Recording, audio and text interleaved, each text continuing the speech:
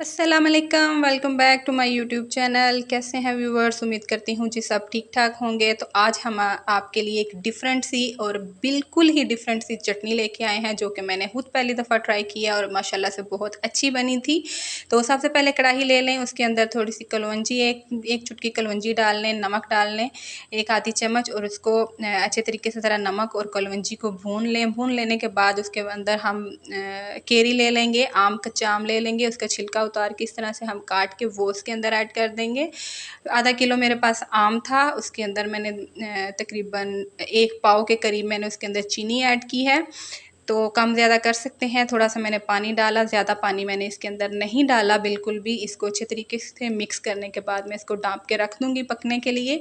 ये हल्की आंच पे पकेगा और ये खुद से ही इसने इतना पानी छोड़ा है कि जिसके अंदर ये केरी जो है हमारी गलेगी और पकेगी।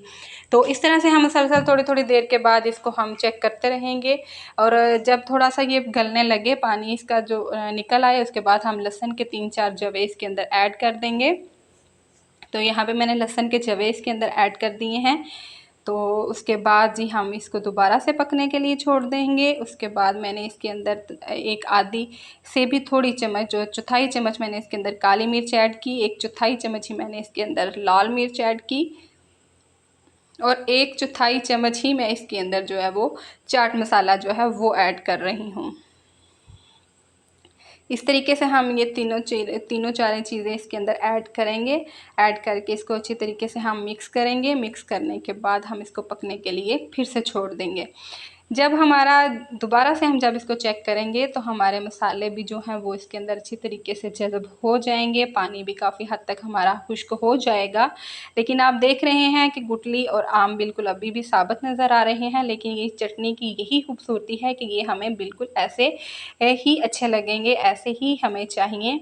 तो अब हम इस स्टेज पे जब आ जाएगा हमारा, दोबारा से ये शीरा पक के गाढ़ा हो जाएगा, तो इस स्टेज पे हमने जब इसको लेके आ जाना है अपनी इस चटनी को, मज़ेदार सी चटनी को, तो तब हम इसके अंदर ट्विस्ट ऐड करेंगे। और वो ट्विस्ट क्या है देखते हैं जी, वो क्या है। तो सबसे पहले जी हम ले लेंगे बादाम, छोटे छोटे उनको काट लेंगे, वो इसके अंदर ऐड कर देंगे। उसके बाद जो है हम 4 मगज़ ले लेंगे, वो हम इसके अंदर ऐड कर देंगे। वो देखने में भी बहुत प्यारे लगते हैं और खाने में जब ज़ुबान के नीचे आते हैं, दांतों के नीचे, माशाल्लाह बहुत मज़े के लगते हैं। तो वो भी हम इसके अंदर ऐड कर रहे हैं। और सबसे एंड पे जो हमने इसके अंदर ट्विस्ट ऐड किया है, वो यकीन कीजिए कि उसने इस चटनी का टेस्ट डबल ट्रिपल मतलब हद कर दी उसने। उस एक जो है छोटे से हमारी एक इंग्रेडिएंट्स की वजह से हमारी चटनी बहुत ही मज़े की बनी थी।